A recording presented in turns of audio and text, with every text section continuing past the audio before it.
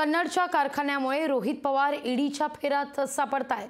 50 कोटी रुपयांना कन्नडचा साखर कारखाना खरेदी करण्यात आला। कारखान्याचा लिलाव हा संशयास्पद असल्याचा आरोप करण्यात येतोय। या संदर्भात लिलावात सहभागी कंपन्यांचे आपापसातील व्यवहार संशयास्पद असल्याचं सुद्धा म्हटलं जात आहे। कन्नड कारखान्यामुळे रोहित पवार यांच्या अडचणीत वाढ होण्याची चिन्ह आहेत।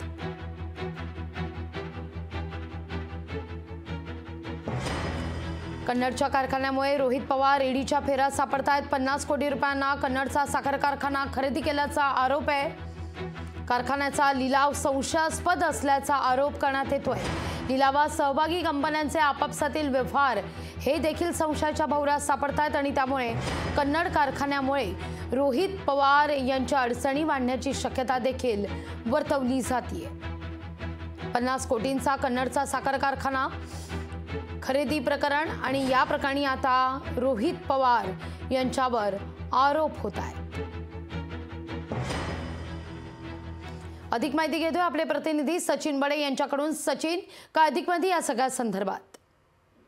लागलीच आपण पाहिलेलं आहे की रोहित पवारांचा जो का बारामती ॲग्रो फार्म आहे किंवा त्यांचा जो काय कारखाना आहे, या कारखान्याची विक्री प्रकरणावरून जे आहे त्यात एक रेड पडलेली आहे, एक छापा पडलेला आहे आणि बारामती ॲग्रोवर ही ईडीची छापेमारी आहे। कारण रोहित पवारांची जी काही कंपनी आहे तर या कंपनी संबंधी राज्य बँकेशी निगडीत जे काही प्रकरण आहे ते पुन्हा एकदा समोर आलेलं आहे।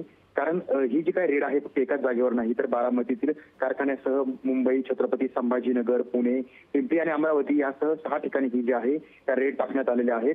आणि छाप्याचं कारण म्हणजे पाहिलं गेलं तर कन्नड सहकारी साखर कारखाना जो काही घाईस गेलेला होता त्यानंतर शिखर बँकेमार्फत लिलाव करण्यात आला। मात्र 50 कोटी रुपयांना बारामती ॲग्रोने हा कारखाना खरेदी केला असा आरोप जो आहे तो करण्यात आलेला आहे। आणि लिलावात सहभागी झालेले Baramati agro hitech engineering corporation India private limited जे आहे तर यांच्या माध्यमातून जे आहे तर हा जो व्यवहार आहे हा संशयास्पद आहे आणि हे जे काही करार आहेत किंवा कंपन्या आहेत एकमेकांमध्ये व्यवहार झाल्याचे जे आहे ते बोललं जात आहे। त्यामुळे असं सांगितलं जात आहे की जे काही क्रेडिट सोमय यांच्या तक्रारीनंतर ही जी तक्रार होती ती प्राप्त झाली होती आणि त्यानंतर ही कारवाई करण्यात आलेली आहे। निश्चित सचिन, धन्यवाद तुम्ही दिलेल्या एकूणच सविस्तर माहिती करता।